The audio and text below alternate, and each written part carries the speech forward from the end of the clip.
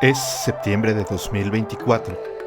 En la pampa de San José, el desierto del sur del Perú, despierta bajo el zumbido de drones. Ahí, por donde siglos, la aridez extrema y la estabilidad geológica han conservado gigantescos glifos, conocidos como las líneas de Nazca, un nuevo ojo vigila desde el cielo: la inteligencia artificial. Investigadores de la Universidad de Yamagata junto a IBM aplican modelos avanzados para descifrar imágenes aéreas y revelar cientos de trazos menores y figuras sutiles que, por su tamaño o desgaste, son prácticamente invisibles a simple vista. Los hallazgos invitan a reevaluar las posturas tradicionales. La mayoría de estas nuevas figuras no son monumentales ni visibles desde lo alto, sino pequeñas, discretas, escondidas en la inmensidad del desierto. Entonces surge la pregunta inevitable: ¿para quién fueron hechas estas imágenes? ¿Qué propósito tenían en el Valle del Ica? Bienvenidos a Laberintos de la Historia, el podcast donde desenterramos los enigmas del pasado con mirada crítica. Yo soy Oscar y el día de hoy caminaremos juntos por el corazón del desierto peruano, donde la arena guarda secretos de más de 2000 años. Las líneas de Nazca vuelven a hablar, y esta vez no a través de los ojos humanos, sino bajo la mirada implacable de las nuevas tecnologías arqueológicas. Los invitamos a participar a través de nuestras redes sociales, en nuestra página web www.laberintosdelahistoria.mx y en sus plataformas de podcast favoritas. Hola, ¿qué tal? ¿Cómo están? Bienvenidos de nuevo a un capítulo más de Laberintos de la Historia y bienvenida nuevamente, Alicia. ¿Cómo te va? Hola Oscar, estoy muy contenta de estar aquí con todos ustedes, muy entusiasmada del nuevo enfoque que tenemos sobre las líneas de Nazca.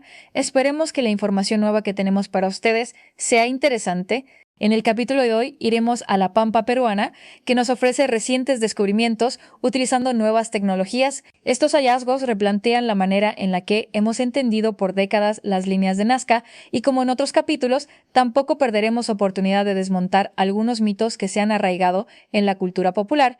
También profundizaremos sobre la cultura que dio origen a este sitio arqueológico, en uno de los lugares más inhóspitos del mundo, sus motivaciones, sus rituales y simbolismos que son menos difundidos que los mitos que rodean este espectacular lugar. Sin más, comencemos. ¿Te parece bien? Excelente, comencemos.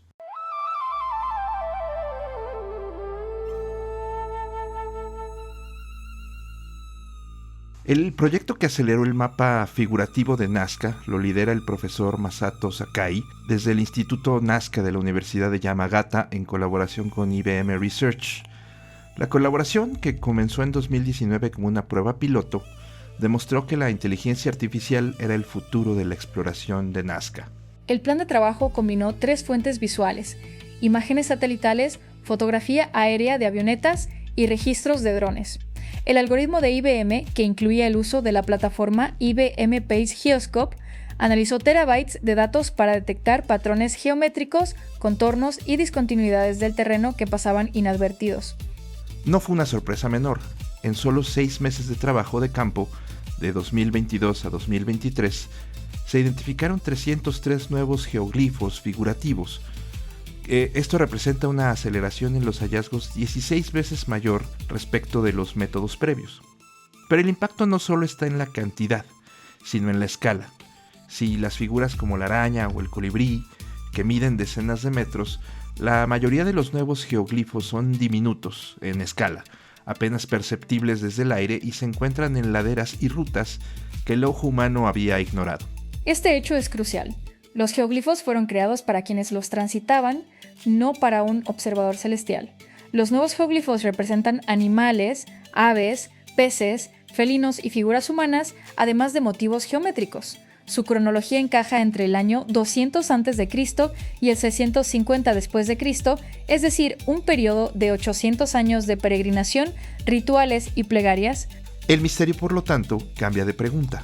Ya no es cómo las hicieron, sino para quién y por qué caminaron por esos dibujos. Para entender su propósito real, es hora de desmantelar la creencia más persistente.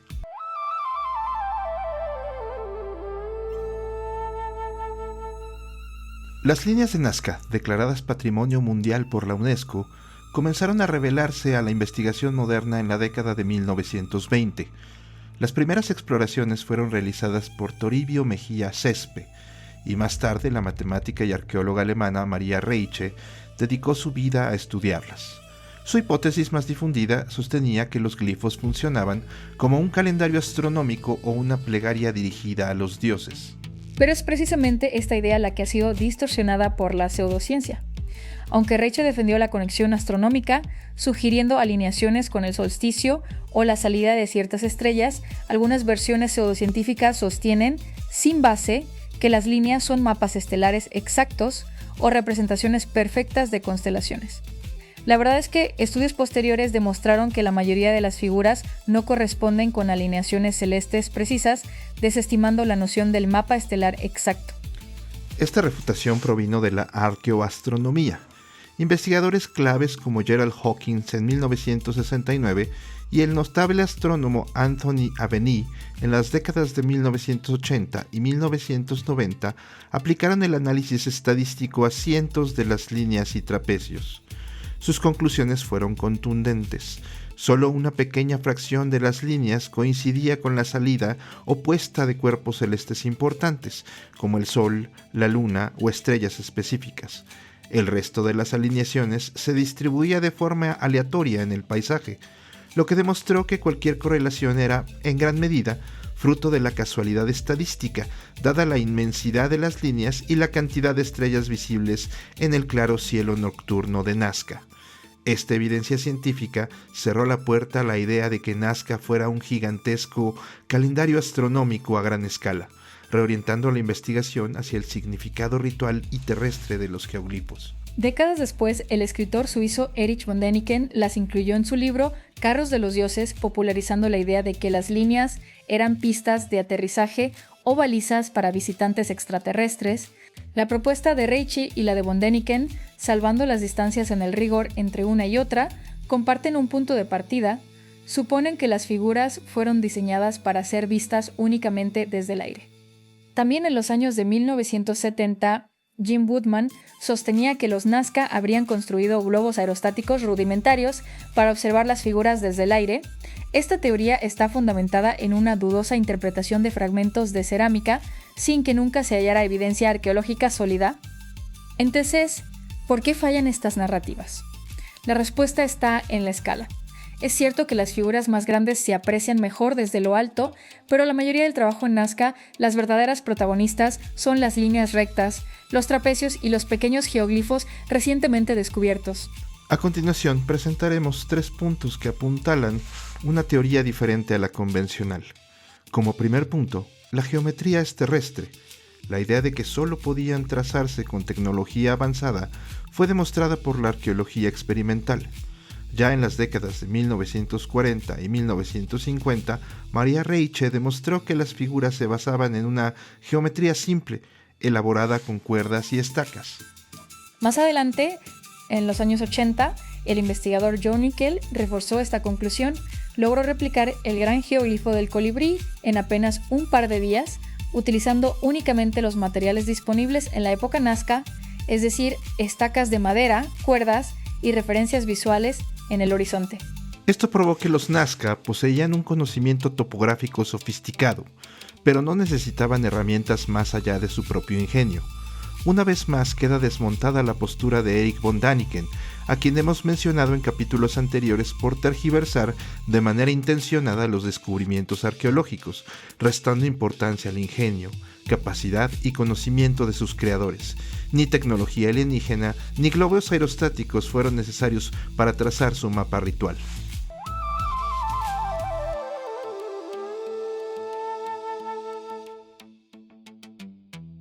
Y hablando de pseudociencia, este tipo de narrativas sensacionalistas continúan hasta el presente.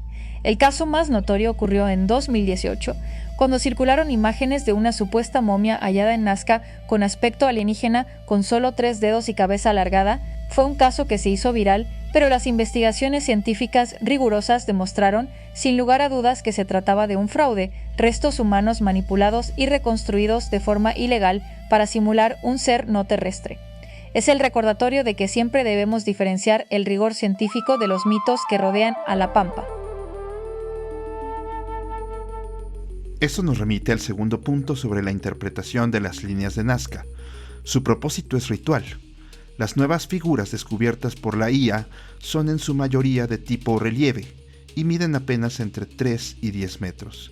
Si el propósito fuera ser vistos desde el cielo, ¿por qué hacer un dibujo tan pequeño que se pierde en la inmensidad de la planicie peruana? La respuesta es que no estaban hechas para ser vistas por un piloto a bordo de una nave extraterrestre, sino para el caminante de las arenas del desierto peruano. La publicación del profesor Sakai destaca el hallazgo de 2 categorías de las figuras de Nazca, las de tipo línea, los grandes relacionados con animales salvajes y rituales comunitarios, y las de tipo relieve, los pequeños, vinculados a senderos sinuosos visibles desde rutas de superficie y que se centran en figuras humanas, animales domesticados y cabezas decapitadas. La clave de la teoría de Sakai radica en su ubicación. Los nuevos geoglifos están situados a corta distancia, 43 metros en promedio, de los antiguos senderos que serpentean por la pampa. Su tamaño y proximidad sugieren que fueron creados para ser observados por individuos o pequeños grupos a nivel del suelo, sirviendo como vallas publicitarias para comunicar información vital relacionada con la gestión de recursos, el pastoreo o advertencias en los caminos de peregrinación. En esencia, Nazca funcionaba como una compleja red de información y ritual, con los geoglifos grandes hablando a la comunidad y los pequeños actuando como señalética sagrada para el viajero.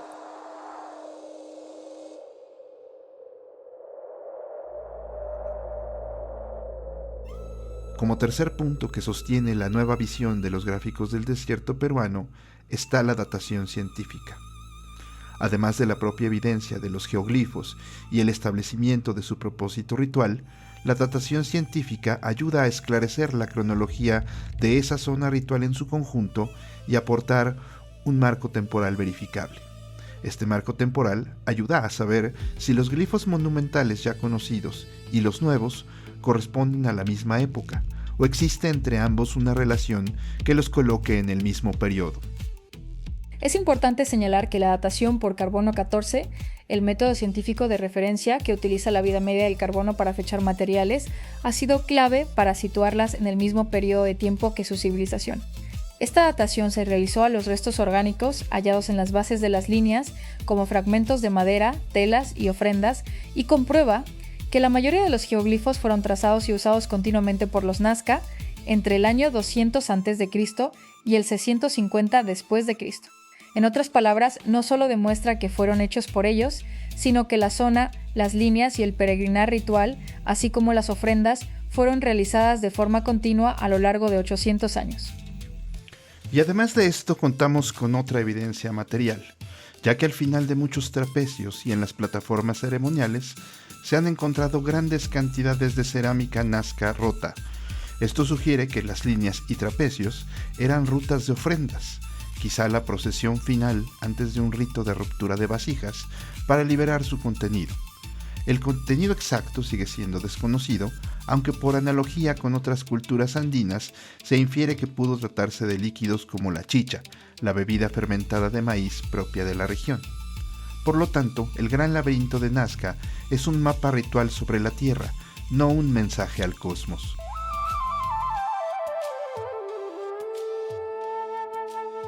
A todo esto, ¿quiénes eran los creadores de estas líneas en el desierto? Esta enigmática cultura, que era heredera directa de la avanzada civilización Paracas, floreció entre el año 100 a.C. y el 700 después de Cristo. Estaban asentados en los valles de Ica, Río Grande y Nazca, una de las zonas más áridas y desafiantes del planeta. La vida ahí era literalmente una constante negociación con el desierto. La precipitación anual es casi nula, lo que obligó a esta sociedad a desarrollar no solo una ingeniería hidráulica sofisticada, sino también un sistema ritual de culto al agua sin precedentes para garantizar su subsistencia. Su agricultura se basaba en cultivos resistentes como el maíz, la calabaza, la mandioca, el camote y el algodón. Socialmente no eran un imperio centralizado como los incas que vendrían después.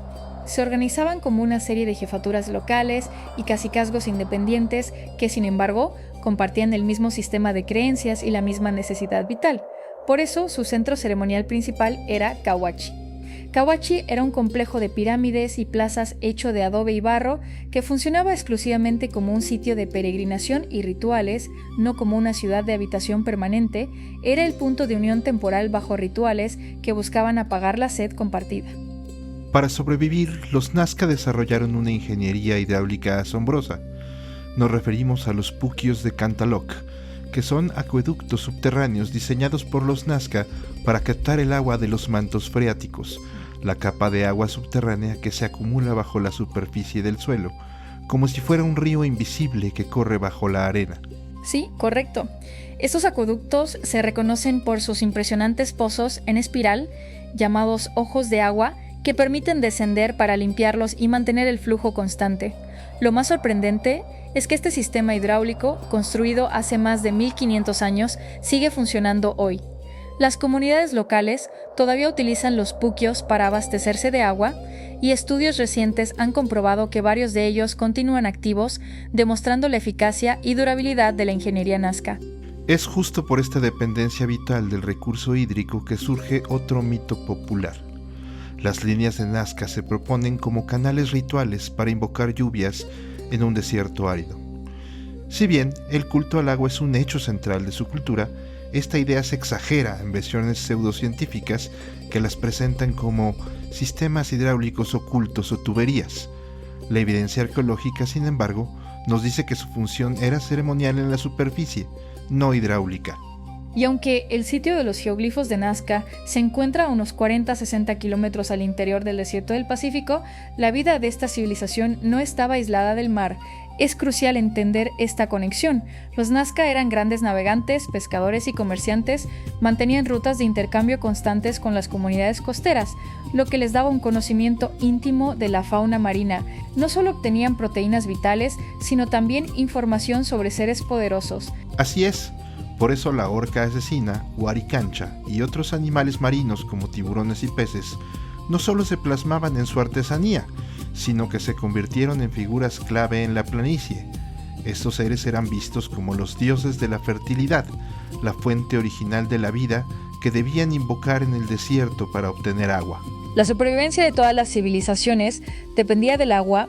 No es una sorpresa entonces que su cosmovisión estuviera dominada por las deidades de la montaña, llamados Apus, las proveedoras de lluvia, y los seres marinos que también controlaban los recursos.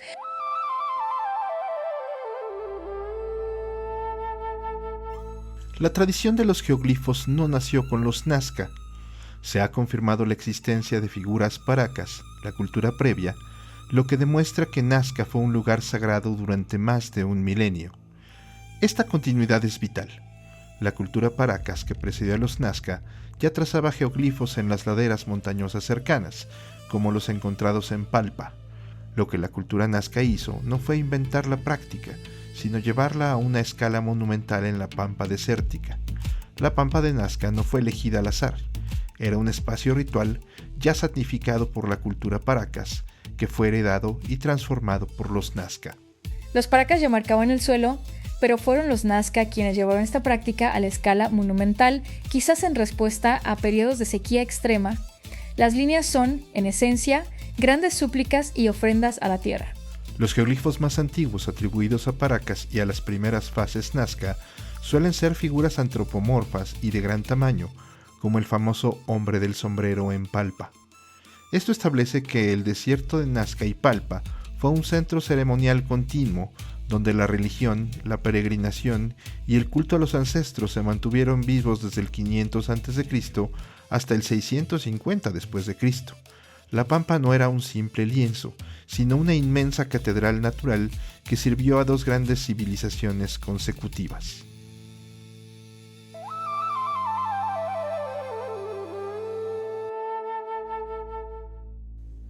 Ahora, volvamos a las figuras. Si las líneas son caminos de ofrenda y la vida es agua, ¿qué nos dicen los dibujos? Nos hablan de fertilidad, guerra ritual y renacimiento. Ya mencionamos a la orca y al animal marino. ¿Por qué hay glifos de orcas, tiburones y ballenas en el desierto? Porque para el mundo Nazca, la frontera entre el océano y el desierto era permeable, el mar era una fuente vital de proteínas, pero también era visto como el reino de la fertilidad y también era la fuente original de la vida. La orca asesina, Warikancha, a menudo representada con un cuchillo, no es un animal inofensivo. Es una deidad asociada con la cosecha y la muerte ritual, es decir, el sacrificio que precede al renacimiento. Y esto nos lleva al ritual más oscuro y crucial de Nazca, el culto a la cabeza trofeo. La iconografía nazca está repleta de figuras que portan cabezas humanas cercenadas. Estas no eran necesariamente el resultado de la guerra, sino de un complejo ritual de sacrificio que, al igual que los geoglifos, buscaban la fertilidad y el agua. En capítulos anteriores de Laberintos de la Historia, hemos ahondado en la naturaleza ritual del sacrificio en Mesoamérica. Nazca no es la excepción. Se han encontrado cientos de cráneos en sitios Nazca como Cahuachi y La Tiza que presentan marcas de manipulación post-mortem distintivas, lo cual confirma su uso ceremonial. Creían que el alma y el poder residían en la cabeza. Al tomar una cabeza trofeo y llevarla a un centro ceremonial como Cahuachi o La Tiza, transferían la fuerza vital del sacrificado a la comunidad, alimentando la tierra para garantizar las cosechas y la lluvia. Los nuevos geoglifos de la IA reafirman esto. Algunas de las nuevas figuras son representaciones de cabezas o de guerreros con hachas. Estos pequeños geoglifos servían como marcadores en la ruta de la procesión de estas cabezas trofeo. Imaginemos por un momento al peregrino Nazca, caminando durante horas bajo el sol abrasador. Cada paso sobre la línea era una súplica. Al pasar junto a la figura de la orca, realizaba un ritual de ofrenda. Los geoglifos eran una experiencia sensorial y corporal, un sacrificio de esfuerzo físico para honrar a los apus y pedir la lluvia. Y estos rituales se potenciaban con elementos sagrados. La hoja de coca era un componente esencial. No solo ayudaba al peregrino a resistir la dureza del desierto durante la caminata, sino que era la ofrenda por excelencia para comunicarse con los dioses.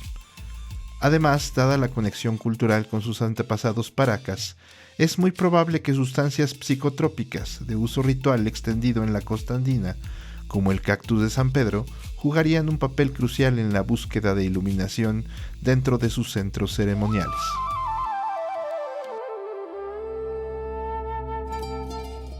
La cultura nazca entró en decadencia hacia el año 800 después de Cristo, y la razón, paradójicamente, puede ser la misma obsesión que definió su existencia, el agua.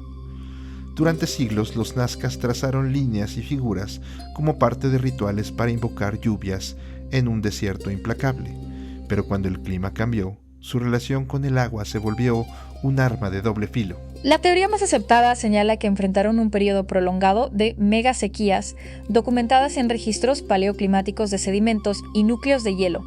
Para sostener la agricultura, intensificaron la tala de árboles en los valles altos, especialmente del guarango, un árbol vital que retenía humedad y protegía los suelos. Al desaparecer esa cobertura vegetal, la tierra quedó expuesta a la erosión. Cuando las lluvias regresaron, ya sin la protección del guarango, los valles se convirtieron en corredores de destrucción, inundaciones repentinas, deslaves catastróficos y pérdida de campos cultivables. La misma tierra que habían domesticado se rebeló contra ellos. Los estudios arqueológicos muestran que la deforestación no solo afectó la agricultura, sino también la capacidad de los nazca para mantener sus sistemas de canales y acueductos subterráneos, conocidos como puquios. Sin árboles que estabilizaran el suelo, los puquios se colapsaron y el agua dejó de fluir. Así, la obsesión por el agua, visible en sus geoglifos, en sus rituales y en su ingeniería, terminó siendo la causa de su vulnerabilidad. La cultura nazca no desapareció de golpe, pero su tejido social y económico se fragmentó, dando paso a nuevas dinámicas regionales. En otras palabras, el gran laberinto de líneas que pedía lluvia al cielo se enfrentó a un silencio climático, y cuando el agua volvió, lo hizo como un torrente destructor. La paradoja de Nazca es que su mayor devoción fue también su mayor condena.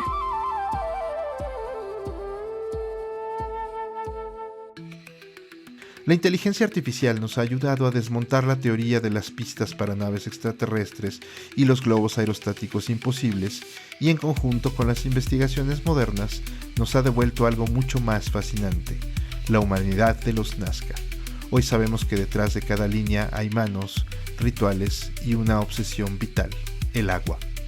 Hoy sabemos que el mapa no era un mensaje para leerse desde el cielo, ni un código extraterrestre, sino un guión de procesiones sobre la Tierra, una coreografía de fertilidad y supervivencia donde cada trazo pedía lluvia y cada figura celebraba la vida en medio del desierto de Ica.